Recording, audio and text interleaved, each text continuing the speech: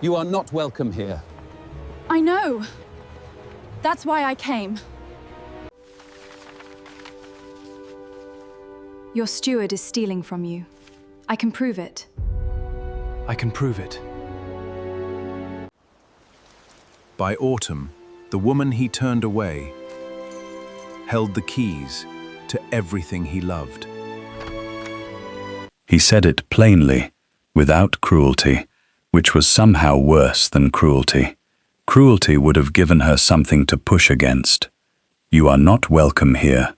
He said it at the top of his own front steps, in front of his own butler and 2 footmen, and the groom who had taken her horse.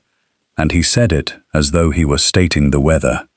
Factual, final, entirely uninterested in her response. Clara Mossbridge looked at the Duke of Fernley and said, "I know." He blinked.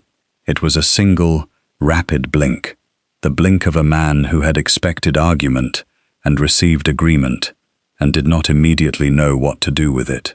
"Then why are you on my steps?" he said. "Because your estate is in your steward's debt. Your North tenant leases expire in March without renewal. Your grain stores have been incorrectly inventoried for at least 2 seasons, and there is a section of your eastern boundary wall that has been partially demolished and not reported to you. I came to offer my assistance. You are, of course, free to refuse it." She said this the way she said most things, clearly and without ornament, in the particular voice of a woman who had spent her entire life in a village where everyone knew her and no one had ever once asked her opinion, and had therefore developed the habit of delivering it without waiting to be invited. The Duke looked at her. He was a tall man, dark-featured, with the hard, compressed quality of a person who had been dealing with things he found distasteful for a long time and had arrived at the far end of patience. He wore his authority the way he wore his coat, so naturally it no longer required effort. He was also, Clara had assessed from the moment she arrived, deeply, comprehensively exhausted. "Who are you?" he said. "Clara Mossbridge. My father kept the accounts for the Fernley Mill for 22 years. My mother managed the village lending library until last autumn. I have been doing the bookkeeping for 5 properties in this valley for the past 3 years, including your home farm, though you may not have known that. Your previous steward engaged me independently." The Duke said nothing. "Your current steward," Clara continued, "is engaged in a modest but sustained embezzlement of your household accounts. I noticed it 6 weeks ago in the home farm ledgers. I did not report it because it was not, strictly speaking, my concern. However, since I am here and you have just told me I am not welcome, I find myself uncertain whether to mention it or leave." The silence on the front steps of Fernley Park was profound. The butler, a man of considerable experience and composure, had nevertheless gone very still behind the Duke's left shoulder. "Come in," said the Duke of Fernley. His name was William Dacre. He had inherited the title at 26 upon the death of his father, a man who had managed the Fernley estate with the cheerful, optimistic incompetence of a person who genuinely believed that charm was a viable substitute for administration. The charm had not prevented 3 decades of slow, creeping financial deterioration. The title had not come with the fortune William had been told, as a child, to expect. It had come with 400 acres of Yorkshire, a house that required constant expensive maintenance, 200 tenants whose leases were in various states of disrepair, and a steward who had been recommended by his father's solicitor and who was, Clara had discovered, significantly less trustworthy than he appeared. William had understood, within a year of inheriting, that the estate would consume him entirely, unless he found a way to manage it that did not require him to be in 3 places simultaneously. He had hired additional staff. He had consolidated the tenant leases. He had reduced the household expenditure by 1/3. He had done all of this with the grim, grinding efficiency of a man solving a problem he had not created and was nonetheless required to solve. And the estate had stabilized, but not prospered, and the margins were thin enough that a single season of poor crops or an unexpected repair could tip the balance. He sat in the study now, across the large oak desk from a 27-year-old woman from the village who had arrived on his doorstep uninvited and told him his steward was stealing from him, and he tried to recall whether anything in his life had prepared him for this. Nothing had. Clara sat in the chair across the desk, with her hands folded in her lap, and her expression entirely composed, looking not at all like a woman who had just accused a man of embezzlement in front of his employer's front door. She wore a plain dress of dark brown wool and a coat that had been mended at the left elbow with slightly different thread. Her dark hair was pinned simply. Her hands, he noticed, were ink-stained at the right forefinger and thumb. She placed a document on the desk. It was a single sheet of paper, covered in small, precise handwriting, with a column of figures on the right side that had been checked twice, the check marks neat and deliberate. These are the discrepancies I found in the home farm accounts over the past 8 months, Clara said. The amounts are not large individually. In aggregate, they represent approximately 11% of the farm's quarterly revenue. The pattern is consistent with someone who understands the accounts well enough to disguise the withdrawals as legitimate expenditures. He looked at the figures.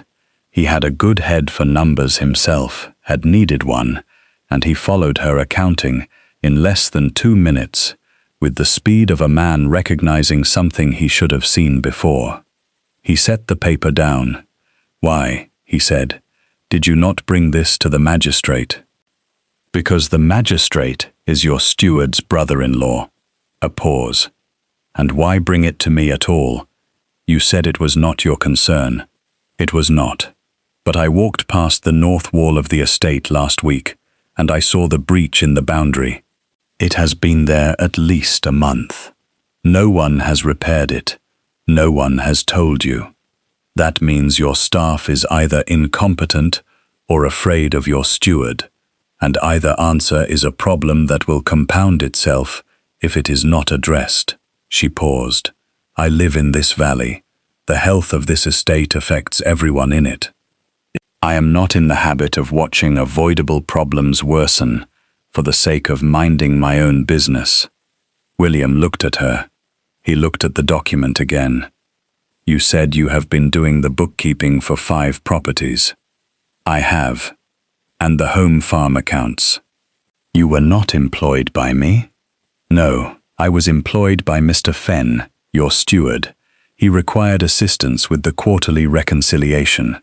He has required it for 3 years, which in itself is informative, since a competent steward should be able to manage his own quarterly reconciliation." "You are saying my steward is also incompetent?" "I am saying your steward has been relying on an outside contractor to perform the core functions of his role, while simultaneously drawing a salary for performing them, and using the resulting confusion to obscure financial irregularities. It is a moderately sophisticated arrangement."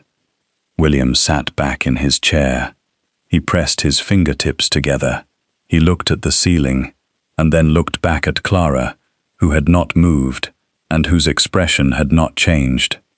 "What do you want?" he said. "I want a position on my estate, as your estate manager."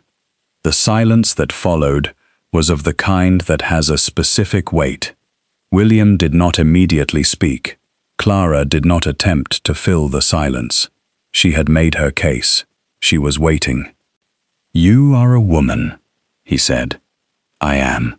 I am also the only person in this valley who has been accurately reconciling the accounts of multiple properties for 3 years, who identified an 11% embezzlement, and who noticed a boundary breach that your entire staff missed. I am not suggesting you hire me because I am extraordinary. I am suggesting you hire me because I am competent, and you are currently managed by someone who is not. The tenants will not respect a woman in the role. The tenants in this valley have known me since I was 8 years old. I have been doing the bookkeeping for 3 of their own properties. They respect accuracy and fair dealing. I provide both. She paused. As for the tenants who do not know me, they will form their opinions based on results. I am comfortable with that arrangement. William looked at her for a long time. He was not a man who was easily managed or easily convinced.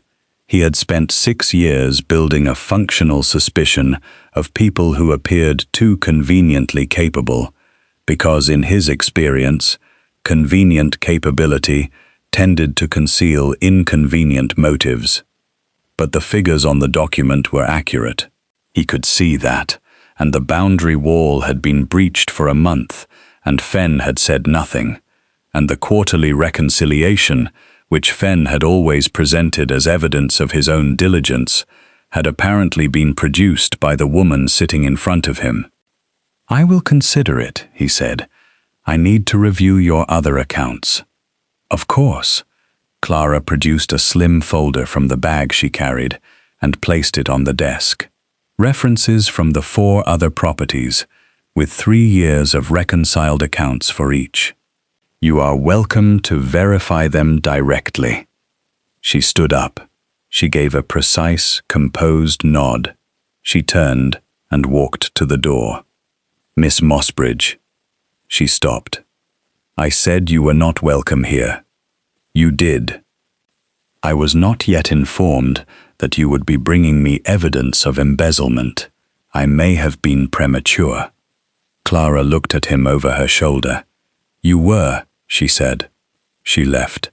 William sat with the folder for the rest of the afternoon. He reviewed the accounts with the same thorough, systematic attention he brought to everything, working through 3 years of quarterly reconciliations for 4 separate properties, checking her arithmetic, cross-referencing her references against his own knowledge of the Valley families. By 6 o'clock, he had found 2 minor errors, both of which she had noted in the margin herself and corrected in the following quarter. He had found no inconsistencies of the kind he was looking for, no evidence of misdirection or inflation, no suggestion of anything other than what she had presented. He dismissed Fenn the following morning. Fenn argued. He invoked the brotherhood of his brother-in-law, the magistrate. William observed that the document Miss Mossbridge had provided would be of considerable interest to the county courts, and suggested that Fenn weigh his options carefully. Fenn departed before noon. William stood in the empty study and looked at the ring of keys that had sat on Fenn's desk for 6 years, and thought about what he was about to do. He sent a note to the village. Clara arrived the following morning at 8 o'clock. She arrived on foot, which he had not expected from the daughter of a mill accountant, though on reflection, the estate was within walking distance, and the morning was clear. She carried her bag and wore the same brown wool dress and the mended coat, and was, by the time she reached his study, entirely composed and barely breathless. He offered her the position. The terms were specific, the wage competitive by the standards of a junior steward, the responsibilities clearly delineated. He told her he expected weekly reports on the estate accounts. He told her he would provide accommodation in the estate cottage that had housed the previous steward. He told her he reserved the right to review her decisions on any expenditure above a specified threshold. Clara said yes to all of it without hesitation, and then produced, from her bag, a list she had apparently prepared in advance. "Before I begin," she said, "there are several things I need." He looked at the list. It was thorough. Full access to all estate records from the previous 10 years. An introduction to the head tenants by the Duke himself. A meeting with the household staff within the first week. Direct access to the estate's solicitors. "The access to the solicitors," he said. "That is unusual. You have 3 active disputes over tenant boundary lines that have not been resolved in 2 years, which means your solicitor is either not prioritizing them or not receiving adequate instruction. I cannot do my job properly if I cannot communicate directly with the legal counsel." William looked at the list. He looked at Clara, who looked back at him with the same composed, entirely unself-conscious directness she had brought to the front steps. He signed the authorization for the solicitor's access. "You may begin Monday," he said. "I will begin today," Clara said. "The north wall requires attention before the rain." She left him with his list and went to find the estate carpenter. The first month was not easy.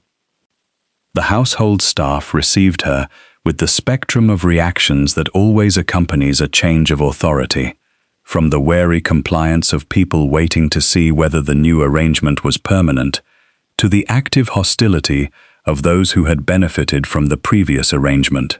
The head footman, who had been supplementing his income through a private arrangement with Fenn, resigned within the first week, which Clara noted without comment, and filled with the appointment of a footman from the village who had been trying to enter service for 2 years and had been repeatedly passed over. The tenants were another matter.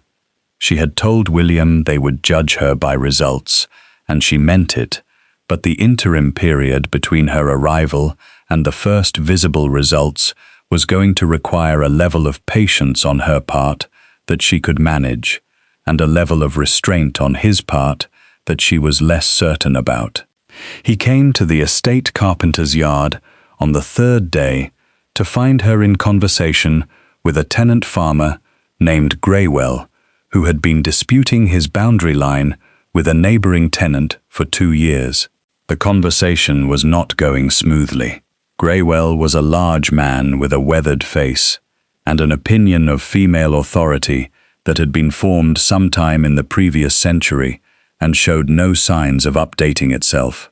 He was doing the thing that Clara had been managing since she was 22, explaining his position to her as though she had not understood it the first time, with the patient, condescending thoroughness of a man who believed that the problem was her comprehension rather than his boundary line. William stopped at the edge of the yard and watched. Clara was listening to Greywell with the full, attentive composure she gave to everything, not interrupting, not showing impatience, letting him finish. When he did, she said, in the same clear, unornamental voice, "I have reviewed the original estate survey from 1799 and the subsequent division documents from 1821. The boundary you are describing is consistent with the 1821 division, which supersedes the arrangement your neighbor is claiming. I will have the solicitor send a formal clarification to both parties this week." Greywell stared at her. "You have the 1821 documents?" he said. He had been arguing this dispute for 2 years, and the existence of the 1821 documents was apparently news to him. They were in the estate archive, misfiled under the heading Miscellaneous Correspondence, which suggests they were either incompetently archived or intentionally obscured. Either way, they are now correctly filed and accessible. A pause. Greywell looked at her the way a man looks at something he expected to dismiss and has found he cannot. "Right," he said. "Well, good." He walked away. Clara turned and saw William standing at the edge of the yard. Her expression did not change. The 1799 survey, William said. Yes, I have been looking for that for 3 years. It was behind the ledgers from 1834 in the lower cabinet. It had been placed there at some point in the last decade, possibly deliberately, since it resolves several disputes that Mr. Fenn had been managing as ongoing situations. The implication was clear. William absorbed it. How many ongoing situations? 7, 5 of which can be resolved by reference to existing documents. The remaining 2 will require a survey, which I would recommend commissioning in the spring. William looked at her across the carpenter's yard. He had known, from the document she placed on his desk, that she was competent. He was discovering, incrementally, that competent was a significant understatement. You said Fenn was deliberately maintaining these disputes, he said. I said possibly deliberately. I do not make accusations without evidence.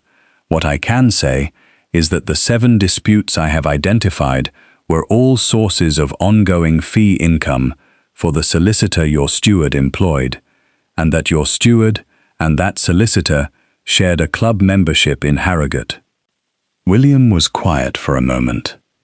You discovered that in 3 days, he said. I discovered it in the first day. The club membership was listed in Fenn's personal correspondence file, which he left in the desk. He looked at her. She looked back at him with the clear, grey eyes that had already become, in 3 days, the eyes he associated with information he had not yet processed and probably should. I owe you an apology, he said. For what specifically? For what I said when you arrived. You were not welcome. I was wrong. Clara considered this. You were cautious, she said. Given the situation you were in, caution was appropriate. I arrived without introduction, made serious accusations, and offered unsolicited services. Your response was reasonable. You are being generous. I am being accurate. There is a difference. The corner of his mouth moved. Clara noted it the way she noted everything, quickly, thoroughly, and filed it in the correct category. She went back to work. The weeks built. July became August. The north wall was repaired. The 3 resolvable boundary disputes were resolved. The tenant leases that had been allowed to lapse were renewed on terms that were, for the first time in a decade, fair to both parties. The household accounts were reconciled and reduced by 9% through the elimination of redundant expenditures and the replacement of inflated supply contracts with local alternatives. Clara worked 12-hour days without complaint, which was not virtue but practicality. There was a great deal to be done, and she intended to do it. She walked the estate boundaries every fortnight, taking notes, identifying problems before they became expenses. She knew the name of every tenant and the specific circumstances of every lease. She could tell you, from memory, the estimated yield of every field on the estate, the age of every piece of farm equipment, and the precise degree to which the eastern barn roof required replacement before winter. William knew this because he had, inadvertently, begun following her around. Not literally, not initially, but he had fallen into the habit of arriving at the estate office in the morning and finding her already there, her notes arranged with geometric precision, her day already organized and underway, and the conversations that followed her morning reports had extended, gradually and without either of them acknowledging the extension, into discussions of the estate's history, its tenant relationships, its long-term prospects, the kind of conversations that were supposedly professional and were, in the particular quality of their engagement, something else as well. Clara did not treat him as a source of authority to be deferred to. She treated him as the owner of an estate she was managing, which was a distinction he felt. She told him when his instincts were wrong. She told him when his interventions were unhelpful.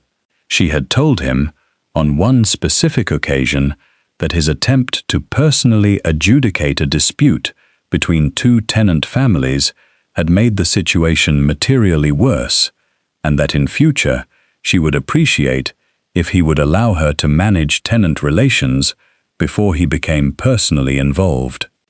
He had agreed, with a stiffness that was not quite offense. She had not apologized. He had respected her for it. Later, after the stiffness passed, August deepened into September.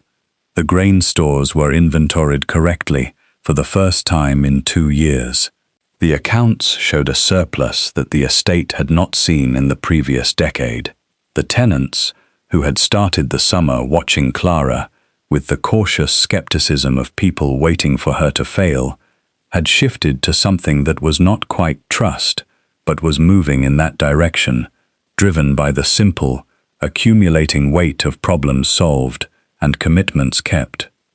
Mrs. Hargreaves, the eldest tenant farmer's wife and the informal arbiter of opinion in the valley, told Clara over tea that she had initially assumed the Duke had employed her as a temporary measure and would replace her with a man when the scandal of Fenn's dismissal had faded. "And now," Clara said, "now I think you'd be difficult to replace," Mrs. Hargreaves said, in a tone that was about as warm as she got. "I intend to be," Clara replied. On a Tuesday evening in late September, William came to the estate office at a time he did not normally come, after the dinner hour, when the office was quiet and Clara was finishing the quarterly accounts. He knocked, which he did not normally do. She looked up from her ledger. He sat in the chair across from her desk. He was not in his formal clothes. He was in his working clothes, the coat he wore when he walked the estate, a little worn at the cuffs, which Clara had observed he never seemed to notice. He looked at the desk between them, with its neat arrangement of documents and ledgers, and said nothing for a moment. "The quarterly accounts," he said. "Complete.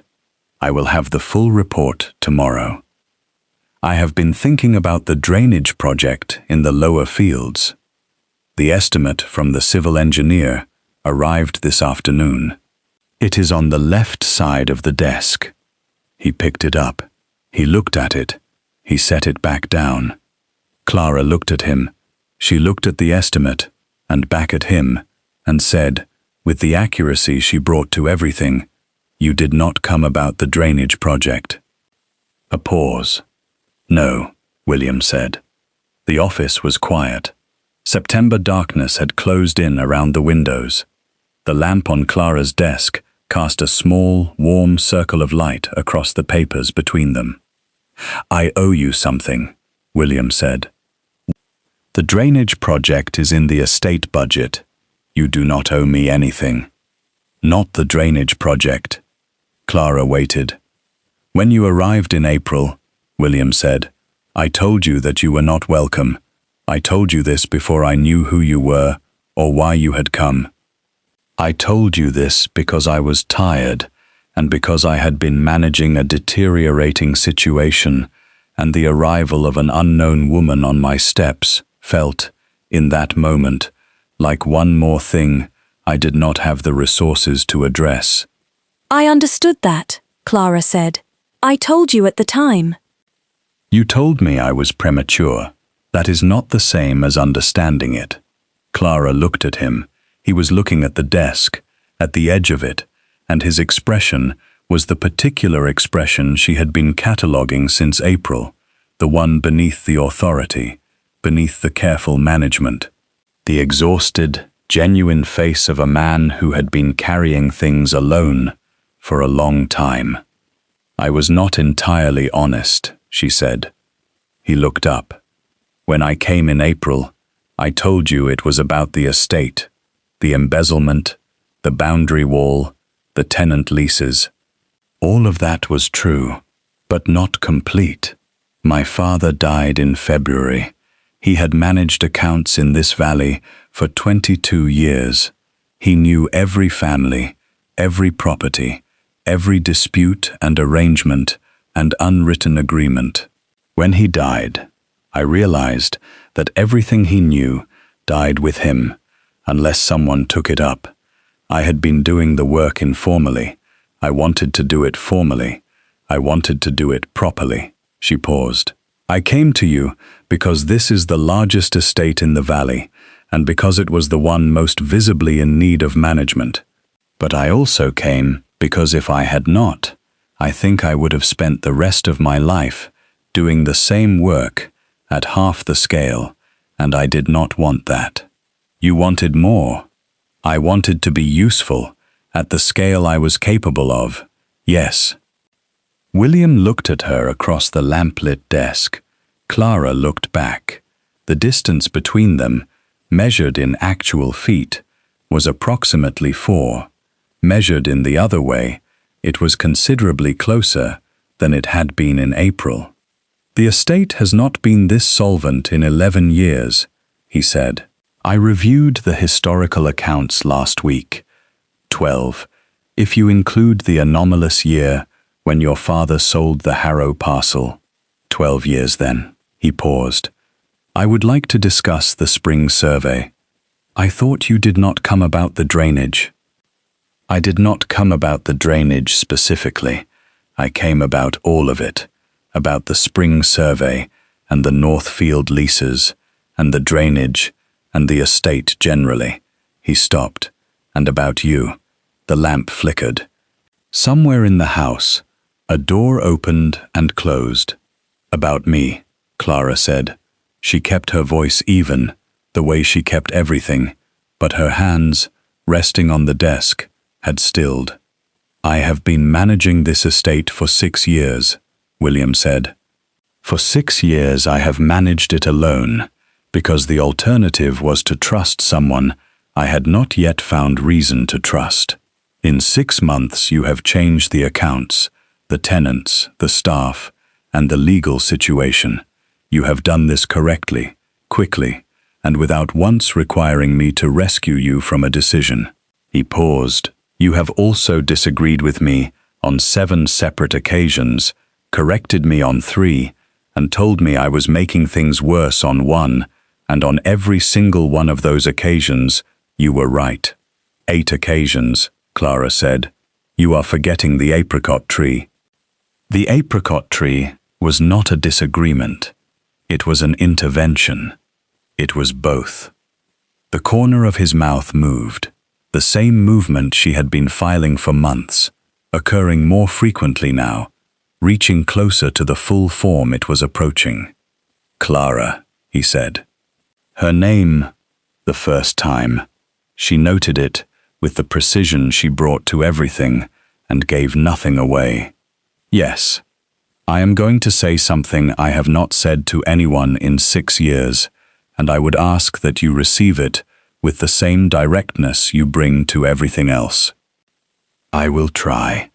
I am aware that the appropriate distance between an estate owner and his estate manager does not accommodate what I am about to say. You are the second person who has said that to me this year, Clara said. She did not explain. Continue. I have spent 6 months working beside you, and I have spent 6 months watching you solve problems that I did not know how to solve, and I have spent 6 months in conversations that were the most honest conversations I have had in my adult life, and I am standing at the edge of something that is considerably larger than the spring survey, and I would like to know whether you have any interest in it. Clara looked at him. She looked at the lamp. She looked at the quarterly accounts, nearly complete, the figures precise and ordered, the estate's health legible in the numbers, the way a body's health is legible in a physician's record. Are you asking whether I am interested in remaining as your estate manager? She said. I am asking whether you are interested in a different arrangement, A more permanent one. One that does not require you to knock before entering your own office. Clara was quiet for a long time, long enough that the lamp had time to flicker twice and recover. "You said I was not welcome here," she said. In April. It was 6 months ago, and I have been wrong about very few things as comprehensively as I was wrong about that. "I made a list," Clara said. He blinked. "A list? Of the times you have been wrong since April. I keep it in the second drawer, for reference." William stared at her. Then he said, "How many items?" 14.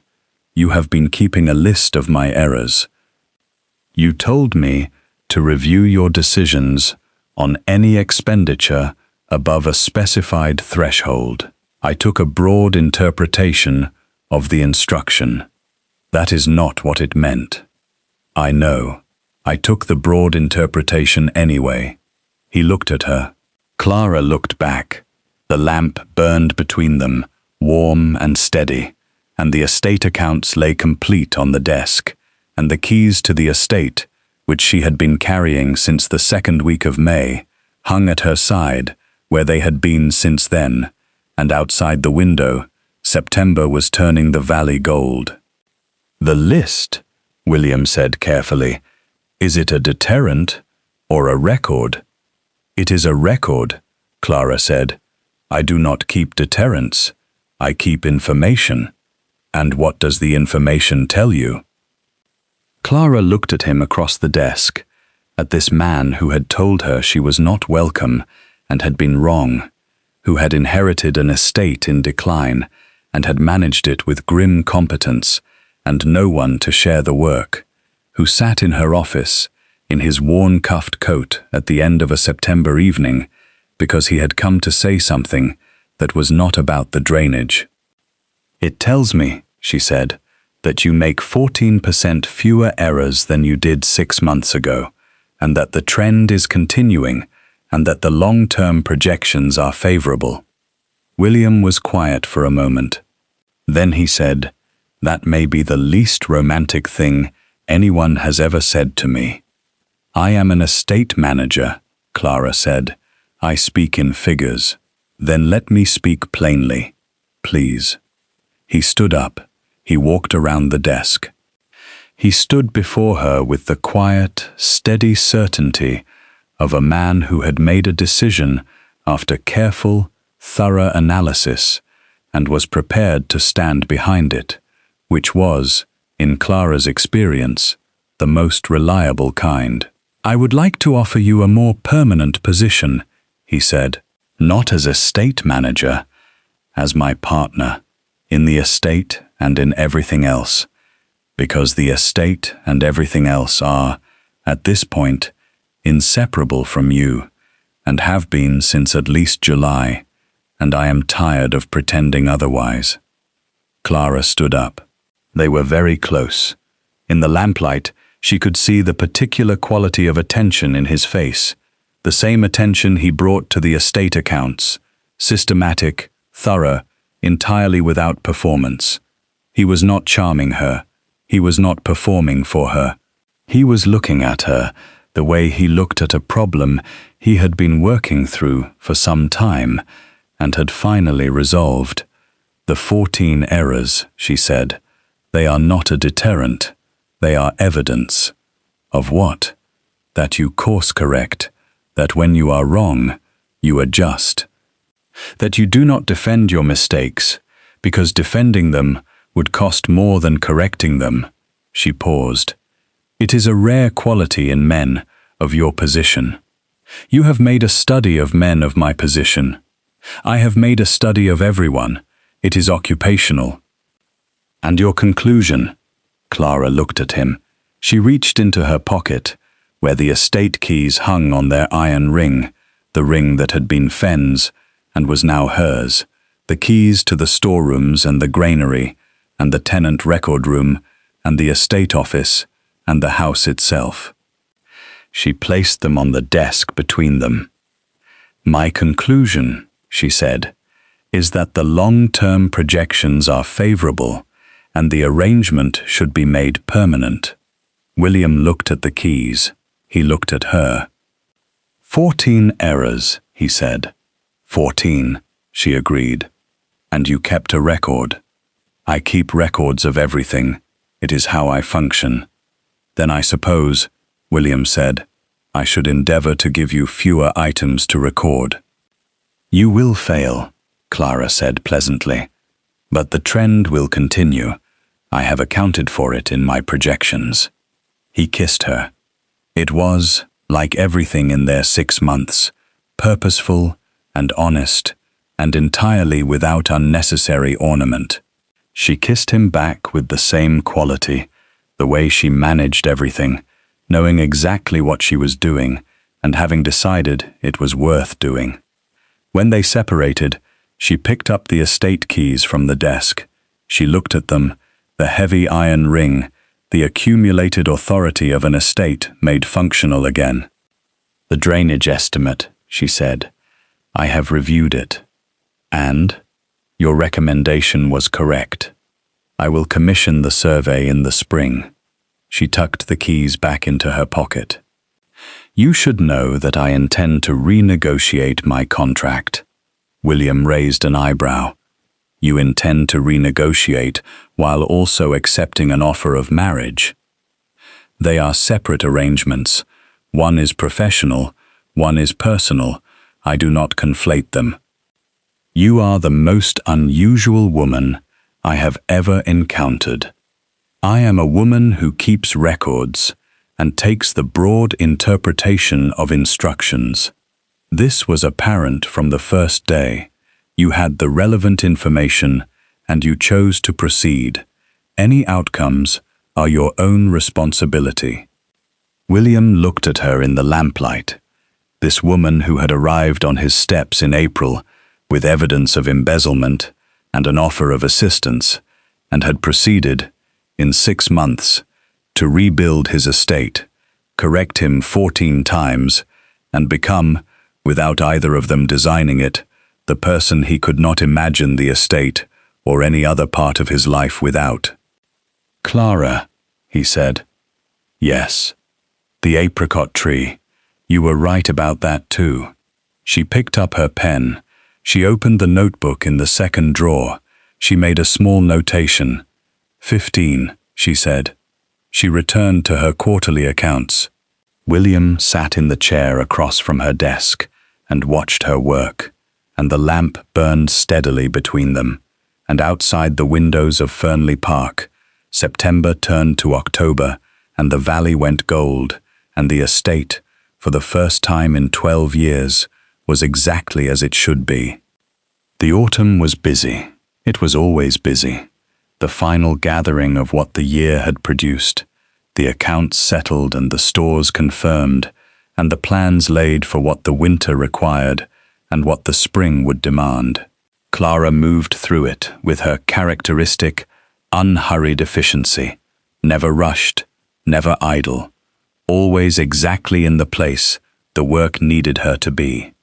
William worked beside her. He had begun doing this naturally, without the performance of purpose, appearing where she was and contributing without announcing himself. He was, she had concluded, an exceptionally capable man who had been operating below his capacity for 6 years because he had no one to work with, and the presence of a partner who could carry an equal share had released something in him that expended itself productively and at considerable pace on the estate's outstanding problems.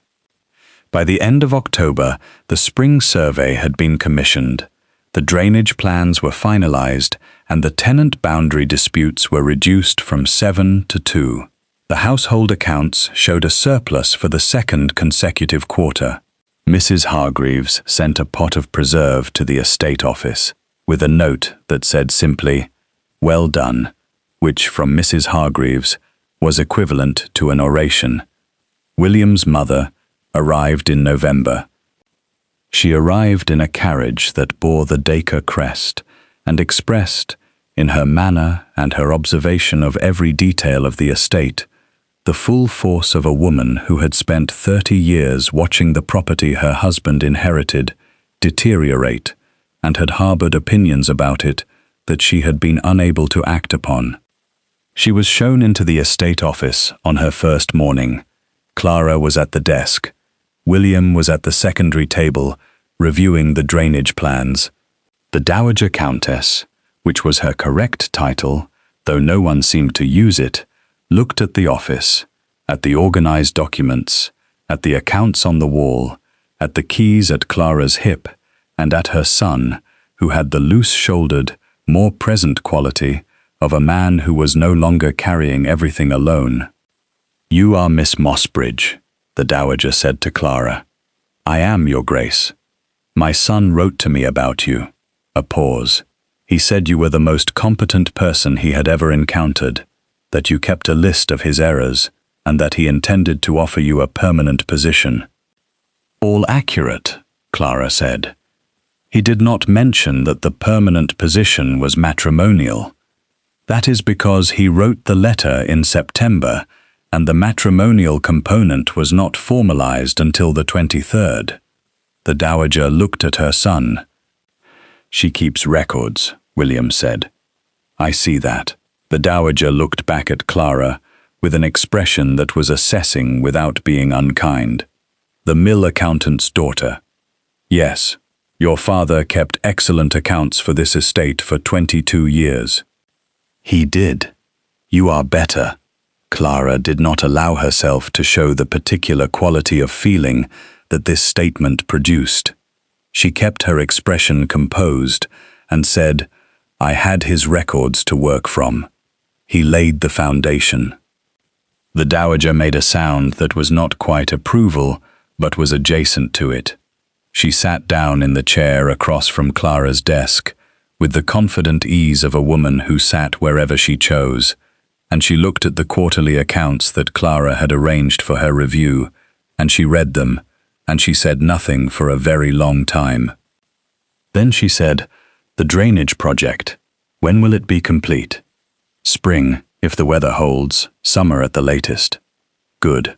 The lower fields have been waterlogged in November, since before my husband's time." She turned a page. "The Greywell dispute, resolved in August. The 1821 survey documents established the boundary. I have been looking for those documents for 15 years. The Dowager turned another page. "My son was told they were lost."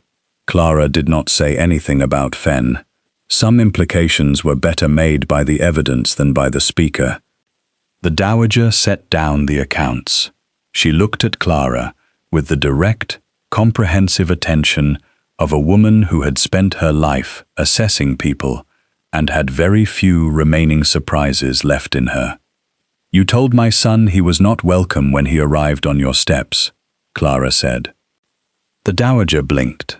"I beg your pardon? He told me you said that to him when he first inherited and came to you for advice. You told him the estate was his responsibility and he was not welcome to bring his problems to you." The Dowager's expression shifted by a fraction. "That is a personal recollection he shared with you. He shared it in the context of discussing what it had cost him to manage the estate alone for 6 years. I thought you should know it was shared." Clara paused. "Not as a criticism, as information." The Dowager looked at William.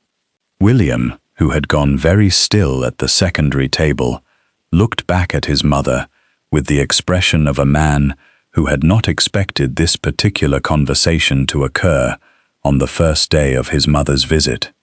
The Dowager looked back at Clara. "You keep records," the Dowager said. "Of everything relevant," Clara agreed.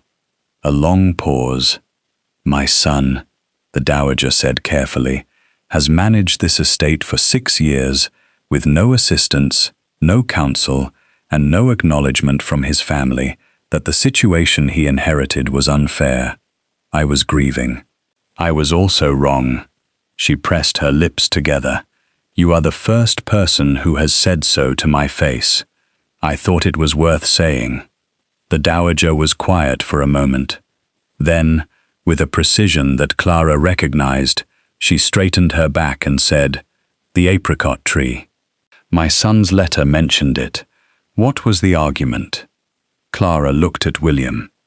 William appeared to be studying the drainage plans. "He wanted to remove it," Clara said. "It was diseased and blocking light to the south kitchen garden. His argument was that the tree was unsalvageable."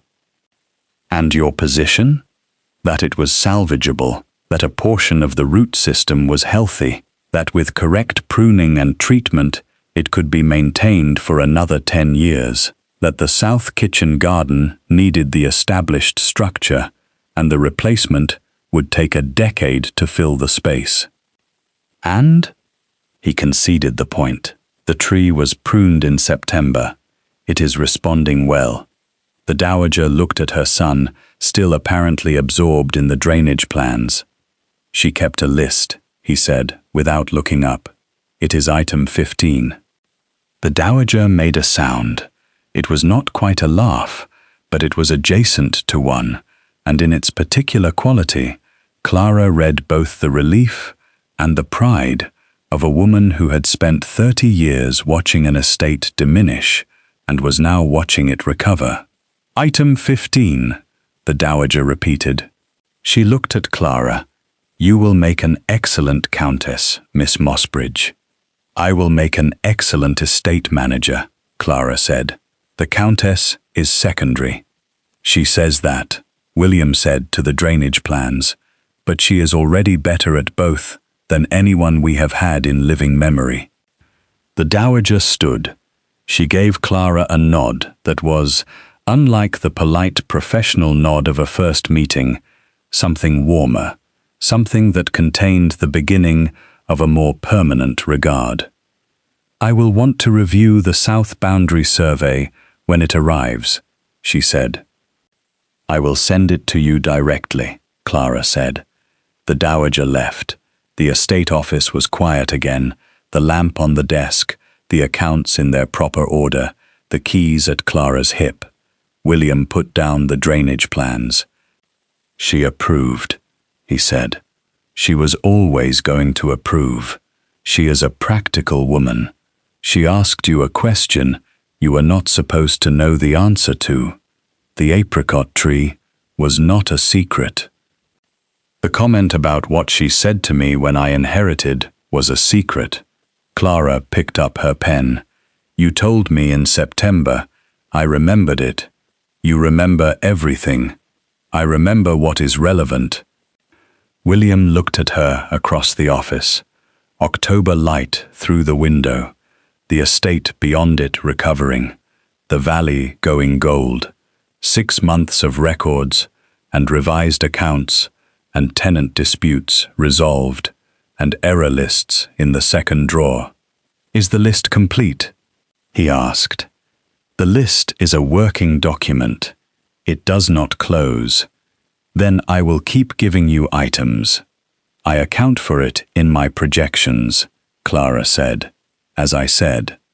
She returned to her accounts. He returned to his drainage plans.